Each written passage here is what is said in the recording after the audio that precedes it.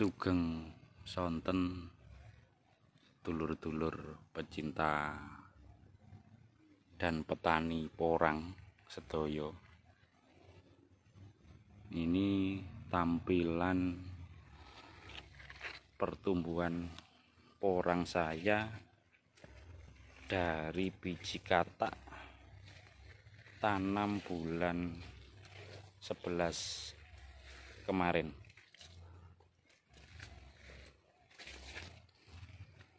Jadi porang saya ini saya tanam di lahan sawah karena kebetulan kami tidak punya lahan kering.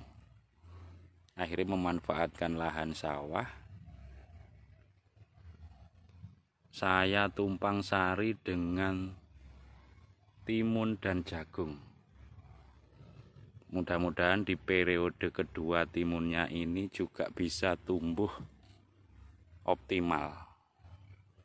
Jadi ini timun ini periode kedua. Kemarin yang periode pertama, alhamdulillah pertumbuhannya timunnya juga bisa optimal. Jadi saya mencoba memanfaatkan lahan yang ada dengan harapan nanti hasilnya bisa optimal. Di samping timun, di tengah-tengahnya ini juga sudah kami tanami cabai kecil. Harapannya apa? Harapan saya nanti ketika porangnya ini sudah memasuki masa dorman, jadi cabainya ini sudah agak tinggi dan mungkin sudah mulai berbunga dan berbuah. Mungkin sedikit dari saya ini bisa bermanfaat untuk teman-teman petani porang sedaya. Matur nuwun.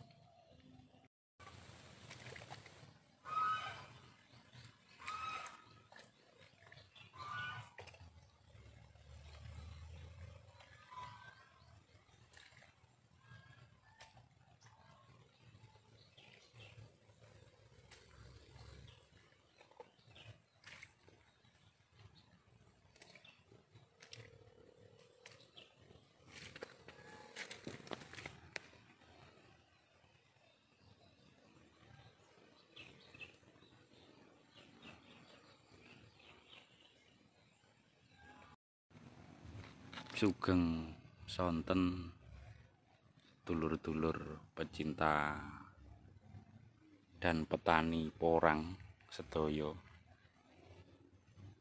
Ini tampilan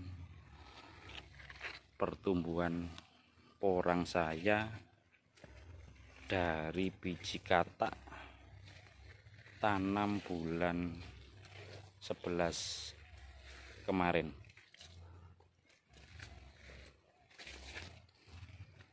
Jadi porang saya ini saya tanam di lahan sawah karena kebetulan kami tidak punya lahan kering.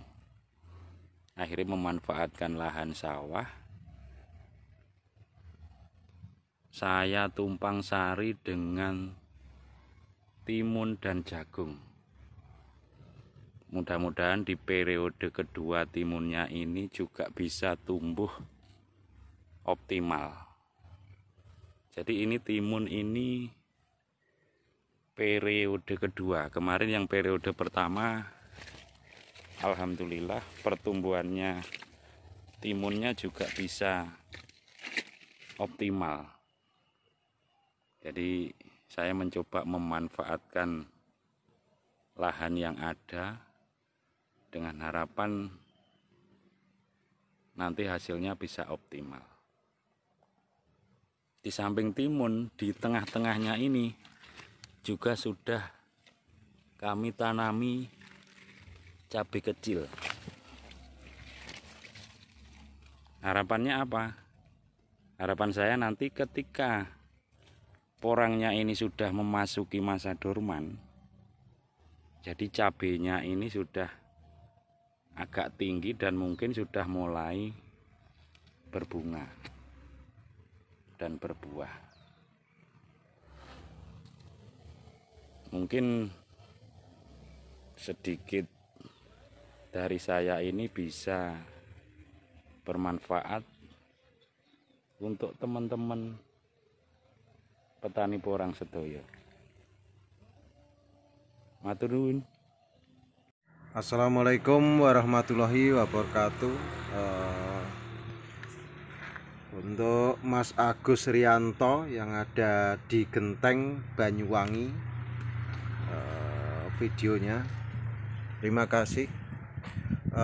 Dan juga titip salam untuk Mas Jonet Ateng ada di Banyuwangi, Mas Arifin yang ada di pesisir Banyuwangi, dan Mas Eko punya channel Eko Channel. Saya ingin menanggapi dari video Mas Agus Rianto yang ada di Genteng Banyuwangi. Di dalam video Mas Eko ini tanamannya dicampur sari, dan kebetulan Mas Eko tanamnya di persawahan. Untuk tanam sendiri nggak ada masalah, baik itu di persawahan, di kering, atau di tegal, ataupun juga di lahan hutan ataupun di pesisir. Yang penting iklimnya agak sejuk dan perawatannya memadai, pasti hasilnya bagus. Kalau masalah tempat, saya pikir satu Indonesia ini bagus. Cuma kalau tempatnya basah, misalnya sawahnya itu airnya selalu mengenang, berarti di got seperti miliknya Mas Eko ini, ataupun seperti tanam bawang merah itu. Intinya biar airnya nggak mengenang begitu saja.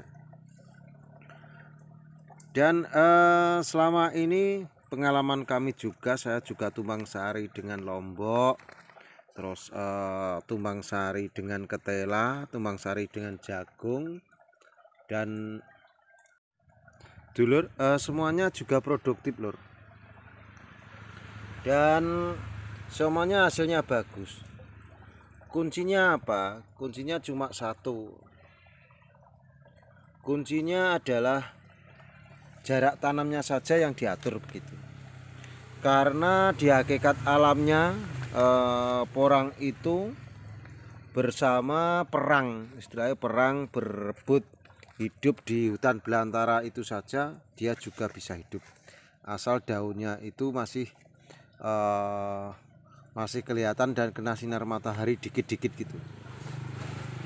Dan biasanya kalau tempatnya itu berebut lokasi seperti itu, biasanya porangnya itu cenderung panjang-panjang. Sama halnya ketika tanam porang di tanpa naungan dan pakai naungan, itu pasti pohonnya tinggi yang pakai naungan. Kalau yang nggak pakai naungan itu cenderung batangnya ini lebih gede tetapi ukurannya pendek, dan daunnya kalau kena panas langsung itu biasanya cenderung lancip seperti ini, cenderung daunnya itu lancip. Kalau yang agak sejuk itu biasanya daunnya agak tidak lancip. Jadi ini yang memengaruhi adalah kena sinar matahari secara langsung dan tidak. Begitu lor. Untuk video dari Mas Mas Agus Rianto yang ada di Genteng Banyuwangi, itu timunnya bisa optimal. Itu pengalaman saya kacang panjang juga pernah yang pakai lanjaran, itu timun juga pernah. Cuma jarak tanamnya, tadi jarak tanamnya biasanya satu baris lanjaran itu, terus 2 baris porang, 1 baris yang kacang ataupun timun itu sudah bagus. Bahkan itu sebagai teduhan dan juga menghasilkan pula. Terus kalau pakai cabai, biasanya kalau cabai itu hampir sama. Jadi satu baris cabai, dua baris porang, satu baris cabai, jadi selongsling seperti itu. Dan nanti biasanya kalau cabai itu porangnya dorman, cabainya sudah mulai produksi atau sudah mulai menghasilkan buah seperti itu. Jadi cabai juga bagus. Jadi hal semacam ini karena petani selama ini petani PPCI kami arahkan, terutama petani yang dari petani reguler biasa atau petani palawija, petani padi, petani jagung, terus mau ikut tanam porang atau beralih. Kalau langsung istilahnya langsung beralih ke porang, otomatis nggak ada penghasilan selama satu musim kan. Nggak ada penghasilan selama satu musim, otomatis ibaratnya opai matun, opai bersih-bersih itu pulang bawa timun, pulang bawa lombok atau kacang panjang, walaupun itu mungkin cuma dikonsumsi sendiri, itu sudah sangat membantu lur. Jadi untuk dulur-dulur sebangsa setanah air memang perlu dicoba lur. Jadi semua itu perlu dicoba di Tumbang Sari yang produktif, kecuali memang sudah tumbang sari dengan pohon keras itu beda. Misalnya di bawah jati, di bawah sengon, di bawah pohon seperti ini ada jeruk, ada pepaya, ada mangga, ada lamtoro, dan ada juga melinjo. Seperti ini beda. Jadi kalau sudah di bawah naungan teduh seperti ini namanya bawah naungan pohon keras. Tergantung jenengan tempatnya jenengan itu naungannya yang ada apa. Tetapi kalau seperti videonya Mas Agus ini memang enggak ada atau di persawahan, itu bisa dimanfaatkan dengan tanaman sayur lur. Itu sangat bagus sekali. Jadi ini contoh saja. Jadi berebut seperti ini, hidup ini bersama pandan, koko pandan untuk bahan untuk kembang nyekar itu. Ini ada, ini jadi tangkalnya di sana. Jadi ini ada gambaran bahwasanya seperti ini saja, ini bersama luntas bersama koko pandan. Ini bahkan ini sudah mencapai dorman, sudah mencapai spora. Jadi dalam budidaya porang itu enggak harus pakai tanah seadanya. Jadi sesuai milik jenengan. Jadi ini bisa juga diterapkan tempat jenengan, terutama jenengan yang istilahnya petani kreatif, petani yang nggak mau meneng, atau petani yang memang suka dengan tanam sayur, suka tanam itu sangat membantu sekali kalau di Tumbang Sari dengan sayur-sayuran. Jadi nggak ada yang nggak mungkin untuk ditanami porang, karena tanam porang itu sangat gampang, dan tanam porang itu amat sangat semuanya bisa dilakukan seperti itu. Dulur, semoga bermanfaat. Petani itu bebas, petani itu cerdas. Wassalamualaikum warahmatullahi wabarakatuh. Suwun.